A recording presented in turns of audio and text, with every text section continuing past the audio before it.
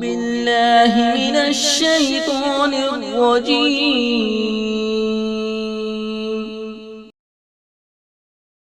بسم الله الرحمن الرحيم.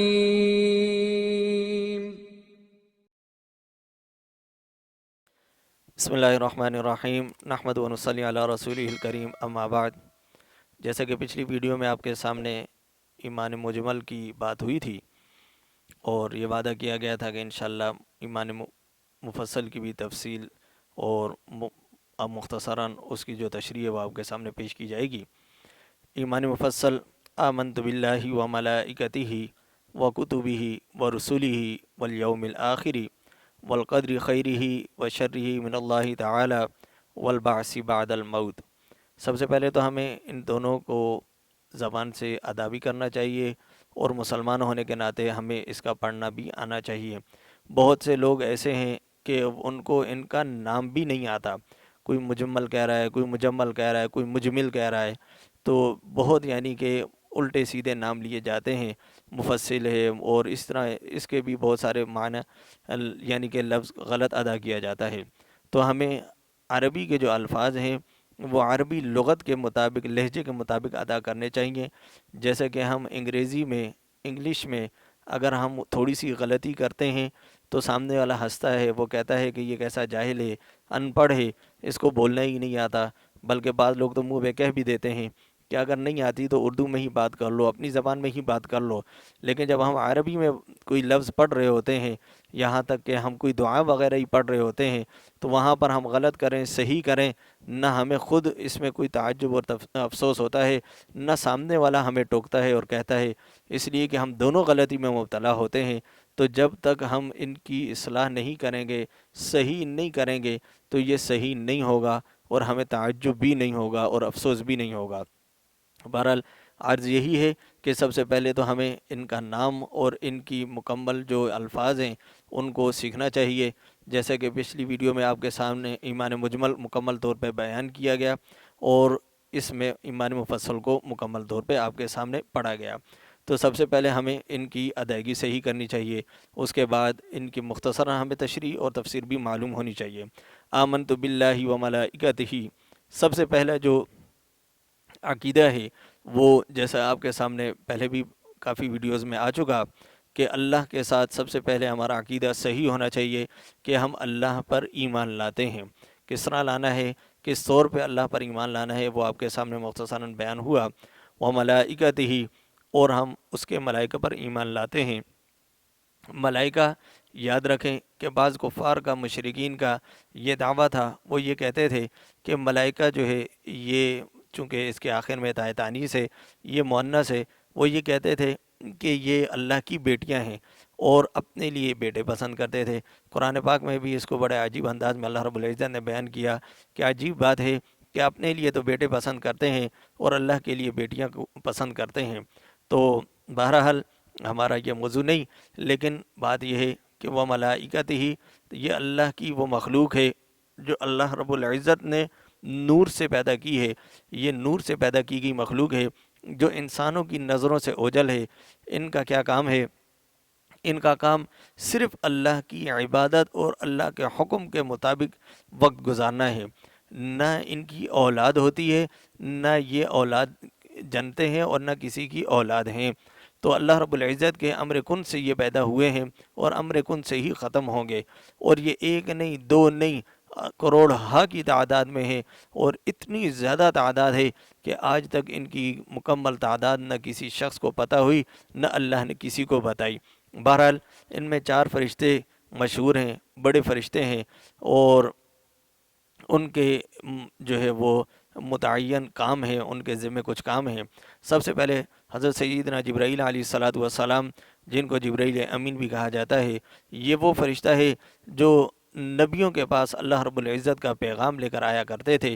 اور حضرت آدم علیہ السلام سے لے کر حضرت جناب محمد رسول اللہ صلی اللہ تعالیٰ علیہ وسلم تک جتنے بھی انبیاء اور رسول آئے، جتنی بھی شریعتیں آئیں، جتنی بھی کتابیں آئیں، جتنے بھی پیغامات اللہ رب العزت کی طرف سے آئے، وہ انہی کے ذریعے آئے اور یہی لے کر تمام انبیاء اور رسولوں کے پاس اللہ رب العزت کا کلام اور اللہ رب العزت کا پیغام لے کر آیا کرتے تھے، یہاں تک کہ پورا کا پورا قرآن مجید بھی حضرت سیدنا جبرائیل علیہ السلام کے ذریعے سے ہی حضور صلی اللہ تعالیٰ علیہ وسلم تک پہنچا۔ 23 سال تک یہ آپ صلی اللہ تعالیٰ علیہ وسلم کی خدمت میں رہے اور موقع بموقع آپ صلی اللہ تعالیٰ علیہ وسلم کے پاس تشریف لاتے رہے، یہاں تک کہ معراج کی رات بھی آپ صلی اللہ تعالیٰ علیہ وسلم کے ساتھ تھے۔ حضرت سیدنا جبرائیل علیہ السلام یہ وہ امین فرشتہ ہے کہ جو اللہ کی طرف سے تمام کتابوں کو لے کر آتے تھے اور ذرہ برابر بھی، نقطہ برابر بھی اس میں نہ کمی کرتے تھے نہ زیادتی کرتے تھے، اس لیے ان کو جبرائیل امین کہا جاتا ہے، یعنی بہت ہی زیادہ امانت دار، امانت رکھنے والے، اور امانت کو صحیح طور پر اس کے مدعی تک پہنچانے والے، اور اس تک جس تک پہنچانے کا حکم ہوتا تھا اس تک پہنچانے والے۔ دوسرے حضرت جبرائیل علیہ السلام کے بعد حضرت اسرافیل علیہ السلام، یہ وہ فرشتے ہیں کہ جو قیامت کے دن سور پھونکیں گے۔ ان کے ذمے 2 سور ہوں گے، ایک وہ سور ہوگا کہ یعنی وہ آواز ہوگی کہ جب اللہ رب العزت اس دنیا کو فنا کرنے والے ہوں گے تو یہ آواز لگائیں گے، سور پھونکیں گے اور دنیا فنا ہو جائے گی، پھر تمام کی تمام دنیا ختم ہو جائے گی، آسمان پھٹ جائے گا، زمین پھٹ جائے گی، پہاڑ ریزیں ہو جائیں گے، انسان مر جائیں گے، ہر چیز ختم ہوگی، نیست و نابود ہو جائے گی۔ پھر دوسری دفعہ اللہ رب العزت کی طرف سے حکم ہوگا، کتنے عرصے بعد ہوگا، درمیان میں کتنا وقفہ ہوگا، اس کی کوئی حد متعین نہیں، لیکن بڑا عرصہ ہوگا۔ اس وقت حضرت اسرافیل علیہ السلام کو دوبارہ حکم ہوگا کہ دوبارہ جو ہے وہ سور پھونکا جائے، اور دوبارہ وہ سور پھونکیں گے، تمام کی تمام انسانیت دوبارہ زندہ ہو کر اپنی قبروں سے اور جہاں کہیں ہوں گے وہاں سے نکل کر ایک میدان میں جمع ہوں گے۔ تیسرے حضرت اسرائیل علیہ السلام، یہ وہ فرشتے ہیں کہ جن کے ذریعے اللہ رب العزت انسانیت کی روح قبض کرتے ہیں۔ ان کے ذمے، ان کے ساتھ ایک جماعت ہے کہ جو اس کام میں مامور ہوتی ہے کہ جس کا جب وقت پورا ہو جائے تو ایک لمحے کے لیے بھی نہ اس کو زیادہ وقت دیا جاتا ہے، نہ ایک لمحہ اس کا پہلے ختم کیا جاتا ہے، بلکہ جب جس کا جتنی ساعت، جتنے سانس دنیا میں لکھے ہوتے ہیں اس وقت اس کا جو ہے وہ سانس لیا جاتا ہے اور اس وقت اس کی روح قبض کی جاتی ہے۔ اور چوتھے فرشتے حضرت میکائیل علیہ السلام ہیں، یہ وہ فرشتہ ہے جن کے ذمے بارش کا نظام ہے کہ اللہ رب العزت نے جہاں کہیں بارش کو برسانا ہوتا ہے وہاں پر ان کے ذریعے، ان کے ساتھ بھی ایک جماعت ہوتی ہے، اس کے ذریعے جو ہے یہ کام کرتے ہیں۔ بہرحال جتنے بھی فرشتے ہیں ہر فرشتے کا ایک نہ ایک کام متعین ہے، اور جو کام جس فرشتے کے ذمے ہے نہ وہ اس سے کبھی چوکتا ہے، نہ کبھی اونگتا ہے، نہ تھکتا ہے۔ اور یہ بھی یاد رکھیں کہ فرشتے ہمیشہ ایک ہی کام میں لگے ہوئے ہیں، ہاں اگر ان کا کام ختم ہو گیا تو وہ صرف اور صرف اللہ کی عبادت میں لگے ہوتے ہیں، یہاں تک کہ حضرت محمد رسول اللہ صلی اللہ تعالیٰ علیہ وسلم کی قبر مبارک پر 70,000 فرشتے صبح آتے ہیں، شام تک وہ درود بھیجتے ہیں، اور شام کو 70,000 دوبارہ آتے ہیں، پہلے والے اوپر چلے جاتے ہیں، یہ صبح تک درود بھیجتے ہیں۔ یہ حضور صلی اللہ تعالیٰ علیہ وسلم کے روزہ مبارک پر 70,000 فرشتے آتے ہیں اور درود پاک بھیجتے ہیں۔ یہ وہ فرشتے ہیں کہ جو ایک دفعہ اس روزے پر آ گئے دوبارہ تا قیامت ان کو یہ موقع نصیب نہیں ہوگا۔ فرشتوں کو تو ایک دفعہ یہ موقع ملا کہ وہ اس روزے پر آئے اور انہوں نے یہ حاضری دی۔ انسان کتنا خوش قسمت ہے کہ وہ بارہا بار جاتا ہے، کئی بار جاتا ہے، بلکہ ایک دفعہ میں کئی بار درود بھیجتا ہے، کئی بار جا کے سلام پیش کرتا ہے۔ تو انسان کو اپنی انسانیت پر فخر ہونا چاہیے، لیکن یہ تب ہی ہے کہ جب وہ انسان ہو۔ اگر انسان انسانیت سے نکل جائے، حیوانیت میں آ جائے تو پھر معاملہ خراب ہو جائے گا۔ بہرحال تو یہ فرشتے ہیں جو اللہ کی ایک مخلوق ہے اور نیک مخلوق ہے۔ ان کے اندر معاصی نام کی کوئی چیز نہیں، اس لیے کہ ان کے اندر کوئی نفسانیت نہیں، نہ ان کی شادیاں ہوتی ہیں، نہ یہ کھاتے پیتے ہیں، بس صرف اور صرف اللہ کی عبادت میں لگے رہتے ہیں۔ وَمَلَائِكَتِهِ وَكُتُبِهِ، اور تیسری چیز اللہ کی جتنی بھی کتابیں ہیں ہم ان سب پر ایمان لاتے ہیں۔ حضرت آدم علیہ السلام سے لے کر حضرت محمد رسول اللہ صلی اللہ تعالیٰ علیہ وسلم تک انبیاء علیہ السلام آئے۔ 4 کتابیں مشہور کتابیں ہیں، تورات، زبور، انجیل، قرآن مجید۔ ہم سب پر ایمان لاتے ہیں، سب کو مانتے ہیں، اس لیے کہ جتنی بھی کتابیں یا جتنے بھی صحیفے اللہ رب العزت نے انبیاء علیہم السلام پر نازل کیے وہ سچ اور برحق ہیں۔ ہاں یہ ہے کہ پچھلی کتابیں سوائے قرآن مجید کے جتنی بھی کتابیں موجود تھیں، جتنی بھی کتابیں اللہ رب العزت نے نازل کی، ان تمام میں رد و بدل کیا گیا، ان تمام کو لوگوں نے اپنی مرضی کے مطابق بنایا۔ لیکن قرآن مجید کے لیے اللہ رب العزت نے خود وعدہ فرمایا انا نحن نزلنا الذکر وانا لہ لحافظون، کہ ہم ہی اس کے اتارنے والے ہیں اور ہم ہی اس کے محافظ ہیں۔ تو چونکہ اس کتاب کا خود رب کائنات نے وعدہ فرمایا تو یہ خود وعدہ ہونے اللہ کے وعدے کے مطابق اس میں کوئی رد و بدل، کوئی تبدیلی نہ کوئی آئی ہے، نہ کوئی آ سکتی ہے، نہ کوئی لایا ہے، نہ کوئی لا سکتا ہے۔ دنیا چاہے ساری کی ساری ایک طرف ہو جائے، اس میں تبدیلی لانے کی کوشش کرے، لیکن اللہ نے چونکہ وعدہ کیا تو اللہ اپنے وعدے کے مطابق اس میں نہ تبدیلی لانے دیں گے اور نہ کوئی لا سکا ہے۔ اور بقیہ کتابیں چونکہ پہلی کتابوں کے لیے یہ وعدہ نہیں تھا تو اس لیے ان کتابوں میں ان لوگوں نے اپنی مرضی کے مطابق تبدیلیاں بھی کیں اور وہ خلط ملط بھی ہوئیں۔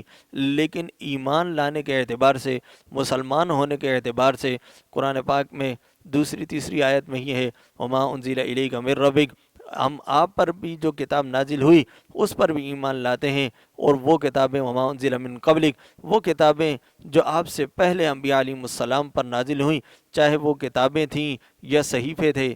یاد رکھیں کتابیں وہ ہیں جو مشہور ہیں، موٹی ہیں، صحیفے مختصراً رسالے کو کہتے ہیں، تو چاہے وہ صحیفے ہوں جیسے حضرت ابراہیم علیہ السلام پر اور حضرت موسیٰ علیہ السلام کے پر تورات کے ساتھ کچھ صحیفے بھی نازل ہوئے تھے، اور بقیہ انبیاء علیہ السلام پر بھی کچھ صحیفے نازل ہوئے، تو یہ تمام صحیفے، یہ تمام کتابیں ہم ایمان لانے کے اعتبار سے تو ان کو مانتے ہیں، لیکن ان کے اندر جو شریعت ہے، ان کے اندر جو قانون ہے اس کو نہیں مانتے، اس لیے کہ وہ اب تبدیل ہو چکا ہے۔ اب ایمان لانا ہے اور جس کی ماننی ہے، جس کے مطابق زندگی گزارنی ہے، جو ضابطہ حیات ہے وہ قرآن مجید ہے، تو اس لیے ہمیں قرآن مجید کے مطابق ہی زندگی گزارنی چاہیے۔ وملائکتہ وکتبہ ورسلہ، اور ہم رسولوں پر بھی ایمان لاتے ہیں۔ رسول حضرت آدم علیہ السلام سے لے کر حضرت محمد رسول اللہ صلی اللہ علیہ وسلم تک تقریباً 1.25 لاکھ انبیاء علیہ السلام دنیا میں مبعوث ہوئے، ان تمام کو ہم سچے اور برحق مانتے ہیں۔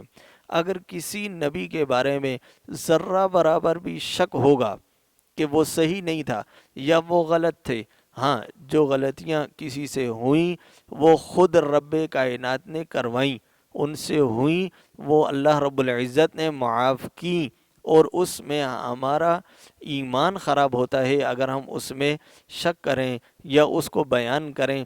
ہاں جس طرح حکایتاً بیان کیا جاتا ہے اس طرح تو ہم بیان کریں گے کہ حضرت یونس علیہ السلام سے یہ واقع ہوا، اللہ رب العزت نے ان کو مچھلی کے پیٹ میں ڈالا، لیکن انہوں نے جب دعا مانگی اللہ رب العزت نے معاف کیا۔ اسی طرح حضرت آدم علیہ السلام سے غلطی ہوئی، لیکن یہ غلطی کے طور پر نہیں بلکہ یہ اللہ کا قانون تھا، اللہ نے دنیا میں بھیجنا تھا، تو اس لیے یہ غلطیاں کروائی گئیں۔ ہم یوں نہیں کہہ سکتے کہ وہ غلطی پر تھے، غلطیاں کرتے تھے، جھوٹ بولتے تھے یا گناہ کرتے تھے۔ معاذ اللہ، اگر کوئی ایسا عقیدہ رکھتا ہے، کوئی ایسا ذہن رکھتا ہے تو وہ ایمان سے خارج ہو جاتا ہے، اس لیے کہ نبی معصوم ہوا کرتے ہیں۔ یاد رکھیں نبی معصوم ہوتے ہیں۔ معصوم اس کو کہا جاتا ہے کہ جس کے اندر سے معاصی کا، گناہ کا، نافرمانی کا مادہ ہی نکال دیا جائے۔ انبیاء علیہ السلام سے گناہوں کا مادہ ہی نکال دیا جاتا ہے، اس لیے یہ معصوم کہلایا کرتے ہیں۔ اس کے بعد حضرت محمد رسول اللہ صلی اللہ علیہ وسلم تمام نبیوں میں آخری نبی ہیں، آپ صلی اللہ تعالیٰ علیہ وسلم خاتم النبیین ہیں۔ قرآن پاک میں بھی اس کو بیان کیا گیا، خود زبان رسالت صلی اللہ علیہ وسلم سے بھی اس چیز کو بیان کیا، انا خاتم النبیین لا نبی بعدی، کہ میں خاتم النبیین ہوں، میرے بعد کوئی نبی نہیں ہے۔ میں نبوت کی جو وہ کڑی تھی، وہ لڑی تھی، وہ سلسلہ تھا، میں اس کا ختم کرنے والا ہوں، میں آخری ہوں، اس محل کی دیوار کی آخری اینٹ ہوں، اب وہ محل مکمل ہو چکا۔ آپ صلی اللہ تعالیٰ علیہ وسلم کے بعد اگر کوئی نبوت کا دعویٰ کرتا ہے وہ جھوٹا اور کذاب تو ہو سکتا ہے، نبی نہیں ہو سکتا۔ वमलाइकतिही वकुतुबिही वरुसुलिही वलयौमिल आखिरी, और क़यामत के दिन पर भी हम ईमान लाते हैं। क़यामत का दिन यह वो दिन होगा कि जिस दिन हिसाब किताब होगा। अल्लाह रब्बुल इज़्ज़त उस दिन इंसानियत को, उसने जो दुनिया में अच्छे काम किए, बुरे काम किए, जो भी उससे काम सरजद हुए, उनका हिसाब किताब होगा और जज़ा और सज़ा का फ़ैसला होगा। अल्लाह रब्बुल इज़्ज़त उस वक्त मीज़ान कायम करेंगे, एक तराजू होगा, उसमें हिसाब किताब होगा, उसमें अमाल को तोला जाएगा। जिसके नेकियां ज़्यादा होंगी उनको जन्नत मिलेगी, जिसके गुनाह ज़्यादा होंगे, अगर रब्बे कायनात मुआफ़ कर दें, दरगुज़र वाला मामला करें, और अल्लाह से दुआ है कि अल्लाह हमारे साथ दरगुज़र वाला ही मामला करे, तो अगर दरगुज़र वाला मामला होगा तो जन्नत में चला जाएगा। अगर दरगुज़र वाला मामला न हो, अल्लाह रब्बुल इज़्ज़त जितना चाहेंगे उसको सदा देंगे, और अगर मुसलमान होगा तो एक न एक दिन वो जन्नत में दाखिल हो जाएगा, और अगर काफिर होगा तो अल्लाह रब्बुल इज़्ज़त का वादा है कि मैं काफिर को और मुशरिक को कभी नहीं बख्शूँगा।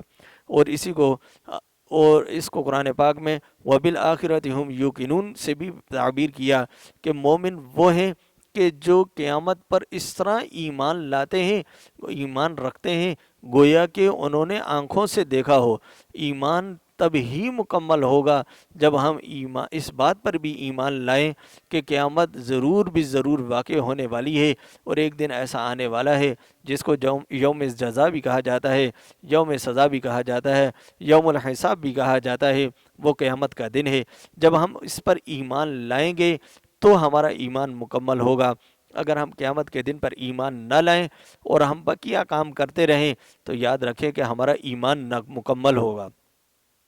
वलक़द्र खैरिही व शर्रिही मिनल्लाहि ताला, और इस बात पर हमें ईमान लाना चाहिए कि जितनी भी अच्छाइयाँ होती हैं वो भी अल्लाह की तरफ से होती हैं, और जितनी भी परेशानियाँ और तकलीफ़ें आती हैं वो सब भी अल्लाह की तरफ से ही आती हैं। इसकी मुख्तसरन तशरीह आपके सामने पहले बयान हो चुकी, और मज़ीद इंशाअल्लाह फिर किसी वीडियो में बयान करेंगे। वबिल आखिरति वलक़द्र खैरिही व शर्रिही मिनल्लाहि ताला वल बाअस बअदल मौत, और हमें इस बात पर भी ईमान लाना है कि कल क़यामत के दिन वल बाअस बअदल मौत, और हमें इस बात पर भी ईमान लाना है कि कल क़यामत के दिन जब दोबारा सूर फूंका जाएगा तो तमाम की तमाम रूहें उनके जिस्मों पर दोबारा लौट जाएंगी। हज़रत आदम अलैहिस्सलाम से लेकर क़यामत तक जितनी भी इंसान इस दुनिया में आए वो सब के सब ज़िंदा होंगे, सब के सब एक मैदान में इकट्ठे होंगे, और वहाँ पर हिसाब किताब का मामला होगा। ये तमाम वो चीज़ें हैं कि जिन पर हमारा ईमान लाना ज़रूरी है। व मलाइकत आमनतु बिल्लाही, सबसे पहले अल्लाह पर ईमान लाना, व मलाइकतिही, उसके फ़रिश्तों पर ईमान लाना, व मलाइकतिही व कुतुबिही, उसकी किताबों पर ईमान लाना, व रुसुलिही, उसके रसूलों पर ईमान लाना, वल यौमिल आखिरी, क़यामत के दिन पर ईमान लाना, वलक़द्र खैरिही व शर्रिही मिनल्लाहि ताला, और इस बात पर ईमान लाना कि जो कुछ अच्छा या बुरा होता है अल्लाह की तरफ से होता है। वल बाअस बअदल मौत, और इस बात पर ईमान लाना कि क़यामत के दिन हमें जब सूर फूंका जाएगा तो हमें अपनी कब्रों से जहाँ कहीं हम पड़े होंगे, न जाने किसी को कब्र नसीब हो या न हो, अल्लाह हमें आफियत वाली ज़िंदगी दे और शहादत की मौत अता फ़रमाए, मदीने की मौत अता फ़रमाए। तो अगर इंसान कहीं भी होगा तो उसकी रूह उस तक पहुँच जाएगी और क़यामत के दिन उसको दोबारा उठना होगा। इन तमाम चीज़ों पर ईमान लाना और इन तमाम चीज़ों को मानना, ज़बान से इसका इकरार करना, दिल से इसकी तस्दीक करना, ये ईमान कहलाता है। वमा अलैना इल्लल बलाग।